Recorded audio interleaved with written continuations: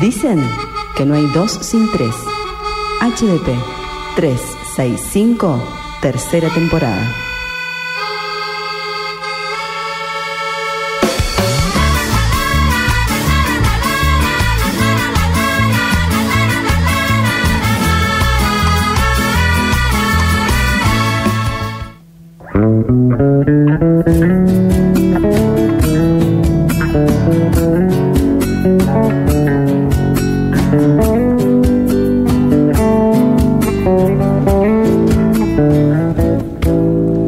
Bien, hoy no hacemos mucha introducción porque tenemos otra visita más. Hoy es un día de mucha información, muchas visitas, y lo tenemos acá por primera vez. Va a venir más o menos una vez por mes, si no lo reclaman más, y si él quiere venir, a Walter Gómez. ¿Cómo te va, Walter?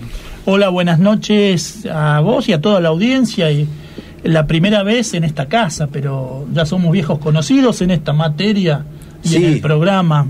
Exactamente, él hace 2 años ya estaba grabado el micro de Walter, pero bueno, esta es la primera vez que lo tenemos acá en vivo, que me parece mucho más lindo, más entretenido. Aparte, uno le puede preguntar cosas así en el momento. Vamos a empezar hoy con una pequeña introducción sobre qué es la defensa del consumidor, por qué hay que defender al consumidor y de quién hay que defenderlo. Pregunta amplísima. Primero, podría darte un montón de definiciones sobre defensa del consumidor. La realidad es que todos somos consumidores de bienes y servicios. Hay una distinción, consumidores y usuarios. Se le dice consumidor al que compra un bien, un auto, y usuario al que usa un servicio, utiliza un servicio. La energía eléctrica, el teléfono, los bancos. Ajá. Esto, ¿cuándo surge con toda fuerza? En realidad siempre hubo consumidores y siempre hubo empresarios vivos. Lo que se busca es la honradez en las transacciones comerciales. Pavada de valor, el valor honradez es clave en la materia. Fíjate que ya en la Biblia hablan de la defraudación con pesas y medidas. Sí.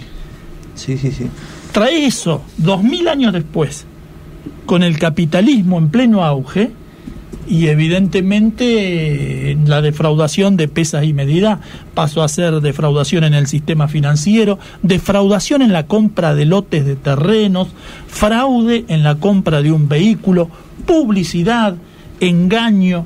Todo esto, toda esta matriz que se ha generado en los últimos años llevó que en la década del 60 empezara a hablarse en el mundo de los derechos del consumidor como algo serio, como algo que había que organizar.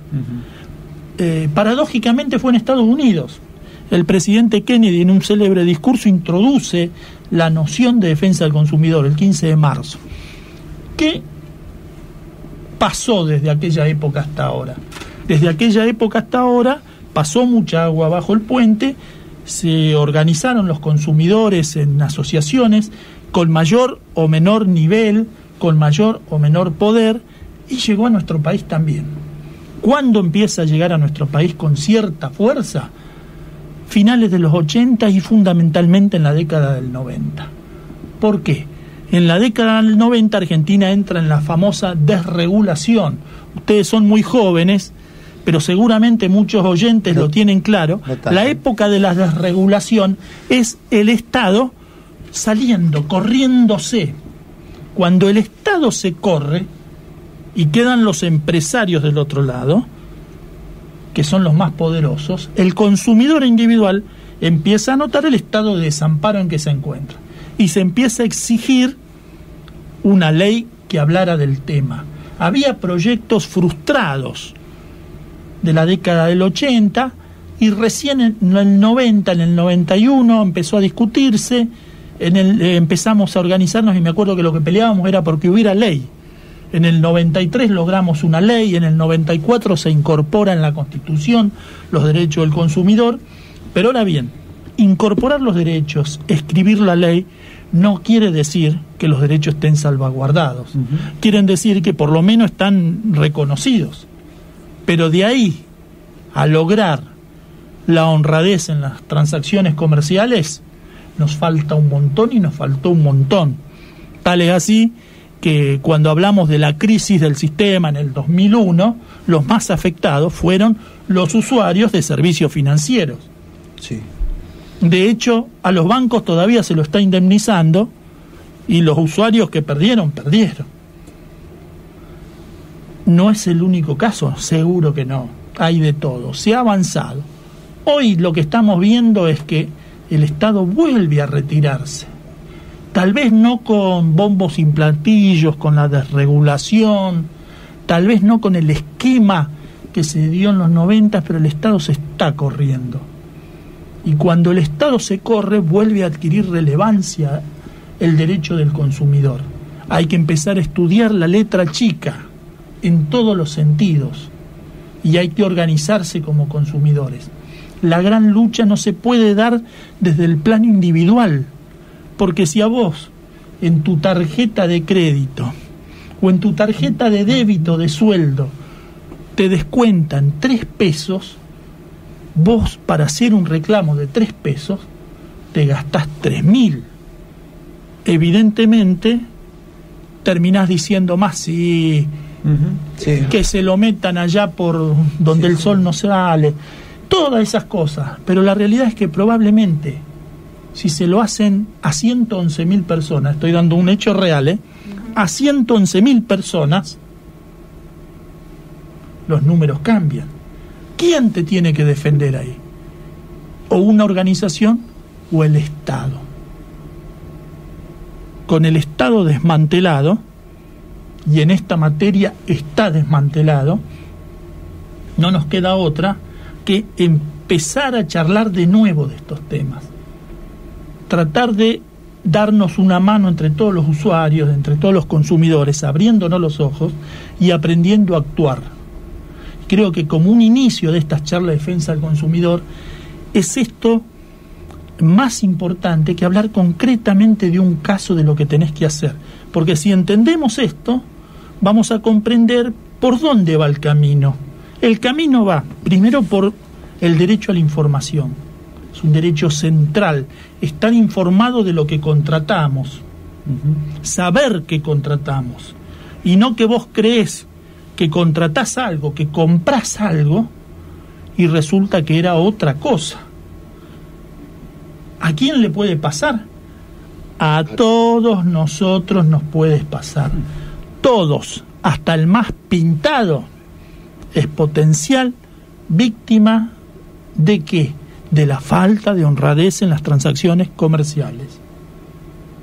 Y el problema es, si a vos vengo, te robo el celular acá, me lo levanto y me lo pongo en el bolsillo, vos me podés denunciar, la justicia es lenta, habrá un montón de líos, te quejarás, me quejaré, diré el derecho de defensa, pero sabés que la cosa pasa por determinado lado, pasa por el derecho penal, porque te violo el derecho de propiedad, bla, bla, bla, bla, bla. Pero cuando esto viene de la mano de un estudio de psicólogos, sociólogos, abogados, que están detrás de una publicidad que en sí misma es engañosa, que además trabaja sobre los estímulos, no es tan simple ver dónde está el fraude. De hecho, la gente lo primero que te dice, qué tonto que fui, cómo me engañaron. Y uno lo primero que le dice en el estudio es, pare, que usted está solo, te va solo entusiasmado por algo, el sueño de tener un bien, porque además el mercado del consumo te incita a adquirir bienes. Y del otro lado te encontraste con un aparato que a lo mejor vos ves un vendedor, pero detrás del vendedor hay años de estudio, de trabajo. Siempre tengo en mi biblioteca un libro de los años 50 de Packard que habla de la publicidad y cómo había que armar la cosa. Ya era un libro interesante para saber cómo encarar el problema. Imagínense 70 años después, con todos los medios nuevos, lo que se ha estudiado, lo que se ha trabajado, y nosotros, como personas individuales, mientras veamos la lucha nuestra como algo individual, estamos equivocados. ¿Podemos ganar un juicio? Sí, nos pueden indemnizar, sí, pero en temas muy claros y concretos. Sin embargo, la mayoría de las cosas que nos pasan no es tan clara ni tan concreta. Entonces los consumidores tenemos que organizarnos, tenemos que empezar a abrir el ojo, tenemos que pasarnos datos. ¿Qué me pasó? ¿Qué no me pasó? Fíjate lo que me hicieron con esto. Me dijeron una cosa y era otra. Hoy salir por un shopping es ver un muestrario de infracciones a la ley, a la pobre ley que tenemos, que es bastante pobre. Sin embargo, es un muestrario de infracciones. Decir que se respeta la ley de exhibición de precios es una mentira. En el shopping no hay exhibición de precios. Donde ropa cara no tienen precio. Eso es para cobrarte por la cara. Así hay que pensarlo. Porque es para obligarte a entrar y venderte lo que ellos quieren, no lo que vos necesitas. Está estudiado. Puede parecer frío, yo no soy tan tonto, yo no soy tan esto. Está estudiado. Ahora, si el Estado estuviera presente, indudablemente la lucha seguiría, pero es distinta. Cuando el Estado, desde los organismos correspondientes, que es comercio interior, para ser más clarito, es todo lo que es política de comercio interior, estuviera presente, los consumidores podríamos dedicarnos a otro tipo de cosas. ¿Por qué? Porque el Estado podría controlar al menos exhibición de precios, al menos controlar la calidad de los servicios que nos prestan. Pero cuando el Estado abandona esto y se transforma además casi en un representante de los intereses de la empresa, estamos sonados, estamos fritos. He aquí donde este tipo de micros, donde la organización, donde el consejo del profesional son necesarios. Comprar un lote en cuotas y no asesorarse es un billete de lotería. Te puede salir bien, pero las probabilidades no son 100 a 100. Comprar en cuotas un auto en un plan de ahorro. Yo tenés varios víctimas acá, sí.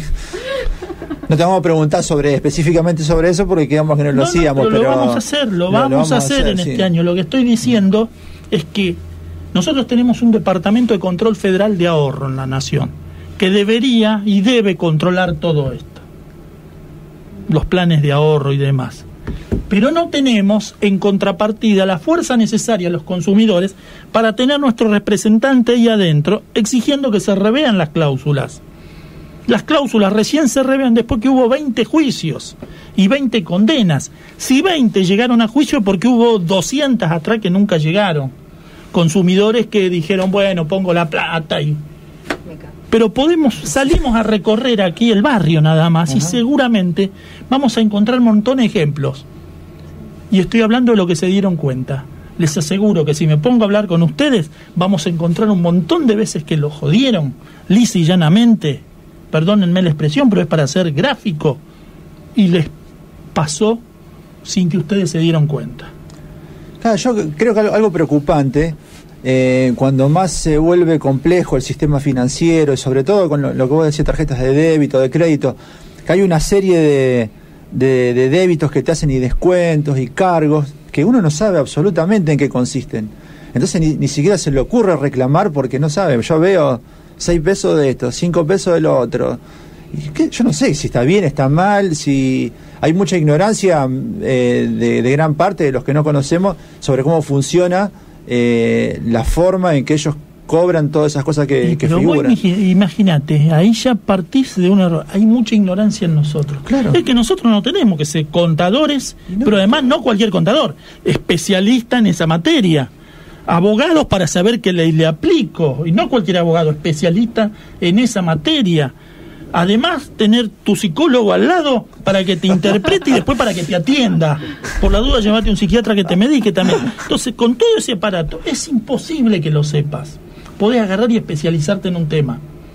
Hay organizaciones de consumidores especializadas. Hay alguna en planes de ahorro. En España tiene muy avanzada la cuestión financiera.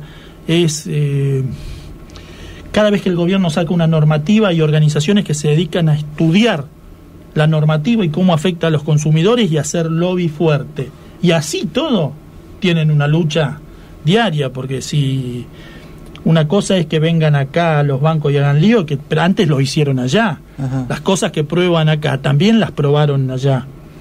Después en algún momento le pusieron límites. Acá lo que ocurre es que los límites se corren. La crisis del 2001, ¿se acuerdan que se discutía si tenían que tener o no garantía de las matrices? Ahora directamente no se discute más, la ley dice que no. Si ellos dicen que no dan garantía, es suficiente. Y si ustedes prestan atención a esas propagandas de 2 minutos donde en 5 segundos le dicen no tiene garantía de casa matriz, si prestan atención a eso, van a ver que le están informando ahí. A ver, si eso es información. Métese la letra chica. Es impresionante. Si el Estado considera eso información, estamos en un problema. Walter, pero ¿por qué funciona tan lento que se haga justicia para nosotros? ¿Por qué es tan lento? ¿Por qué decías vos que intereses 20? Económicos. Pero no se supone que nos tienen que defender a nosotros. Intereses económicos. Hay un poder concentrado de un lado y del otro lado hay ciudadanos individuos, a quienes además muchas veces se los puede convencer de que fueron ellos los que metieron la pata. Cuando uno estudia finito el tema, empieza a descubrir otro tipo de redes también que hay, ¿no? Ellos están organizados en cámaras empresarias para hacer lobby, para discutir sus intereses. No es cuestionable que se organicen. El tema es cómo nos organizamos nosotros y cómo nos representa el Estado. Porque si no, el Estado termina representando a quién. Y hay momentos y momentos. Y mi preocupación en este tiempo es porque empiezo a observar que el Estado se empieza a correr. A ver, aumento de tarifas. Un ejemplo que todo el mundo lo ha padecido. Aumento de tarifas. Una muy mala regulación que dice que hay que hacer una audiencia pública a la que nunca le hacen caso, pero hay que hacerlas aunque sea formalmente. Las pasaron por arriba. Estamos en emergencia y las pasamos por arriba. A ver, ¿quién está en emergencia? Los consumidores también estamos en emergencia. Los usuarios del servicio de energía eléctrica, por ejemplo, también estamos en emergencia. Tenemos luz, ya tenemos que estar agradecidos, pero estamos en emergencia. Entonces, cuidado, que pasa desapercibido para la mayoría, pero eso es un alejamiento, una separación del Estado de la problemática del consumidor, pasito a pasito. ¿Qué debemos reclamar? Debemos reclamar un Estado presente. Un Estado tiene que tener las estructuras para controlar si lo que me venden está adulterado o no. Podemos pensar el ejemplo de las naftas, pero también podemos hablar, ¿se acuerdan del caso del vino Sol Cuyano? Sí, que mató un montón de gente. Sí. Eso es un Estado ausente. Podemos hablar de que me dicen que tiene 1 litro, 1000 centímetros cúbicos, y en realidad tiene 930. Dice, bueno, pero son 70, ¿qué va a hacer? Pero en la masa es mucho. Recuerdo un inspector, un viejo inspector, que se jubiló. Que no es uno solo, sino que somos todos. Exacto. Un viejo inspector que se jubiló, que decía, pasaba por el frente del supermercado, claro, tenía que controlar toda la zona sur de la provincia, ¿no? Entonces no hay método posible con 3 personas.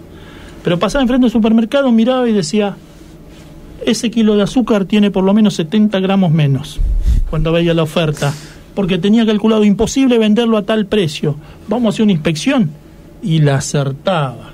69, 70, 61, 70. ¿Por qué? Porque magia no se puede hacer. Hay presupuestos mínimos. Esto es como los boicots de los consumidores. El boicot del consumidor. Se pone de moda en cada tanto creer que nosotros vamos a lograr que los precios bajen porque no compremos. Sí. En alguna medida tiene una influencia, pero hay un nivel de corte básico, de presupuestos básicos, que más de ahí no puede bajar, porque si no quiebra la industria. Vos podés lograr en una discusión determinado movimiento de precios, Pero no más que eso. Para lo otro necesitas el Estado atrás controlando, viendo qué impuestos, o sea, viendo la carga impositiva del producto, viendo la estructura de costos. Pero parece que en Argentina hablar de estructura de costos empresarios es un pecado. Y la culpa la terminamos, no sé cómo damos vuelta, pero la terminamos teniendo nosotros, que no influimos en lo más mínimo. Sin embargo, si el Estado se mete en la estructura de costos, puede determinar cuáles son realmente quién está haciendo trampa y quién no. Para proteger inclusive a los honrados, porque la lealtad comercial no nació en defensa de los consumidores. Yo hablé de derecho del consumo, pero la lealtad comercial nació para proteger a los comerciantes de los mismos comerciantes. El derecho comercial tiene su origen ahí. Después avanzamos. Entonces, si vos me vendés 900 centímetros cúbicos diciendo que son 1000 y me haces un envase de forma tal que no pueda distinguirse bien cuánto hay, y vos me vendés 1000 diciendo que son 1000, tu camino es perder ante él. Ante eso, ante esa falta de honradez, los comerciantes empezaron a hablar de la lealtad comercial, que nos termina favoreciendo a los consumidores, sí, pero el primer origen es ahí. Ahora, nosotros tenemos que ir un paso más allá. Nosotros tenemos que pensar que detrás de todo esto hay intereses económicos y que los consumidores, si nos miramos en conjunto, somos el gran motor de la economía. Entonces, tenemos que ser respetados. ¿Por quién? En primer lugar, no por el empresario, en primer lugar, por el Estado. En primer lugar, el que tiene que reconocer que parte de la ciudadanía es ser consumidor de bien y servicio en este sistema, es el Estado, para poder hacer efectivos los derechos que supuestamente reconocen en las leyes. Entonces podemos hablar de tarjetas de crédito cuando hay un banco central interiorizado. Hace poco liberaron los intereses. Sí. Los intereses estaban regulados, los liberaron calladito. Y atención, cuidado con no caer a pagar el mínimo, porque lo que viene después es una historia ya bastante conocida. Todos tenemos algún vecino al que le embargaron la casa, al que le pasó algo. Bueno, otra vez han hecho esto, de calladito. Podemos hablarlo en un marco político grande, pero vamos a hablarlo también de la defensa del consumidor. ¿Dónde está el Estado ahí? ¿De qué lado está? Si el Estado está para protegernos, a todos los ciudadanos. Los empresarios también son ciudadanos y en algún momento también son usuarios y consumidores de bienes y servicios. Pero hay algunos que pueden pelear de una manera y otros de otra manera. ¿Cuáles son esas herramientas que tenemos? Pobres, chiquitas, pero las tenemos. Es lo que vamos a ver en este micro durante el año, si les parece.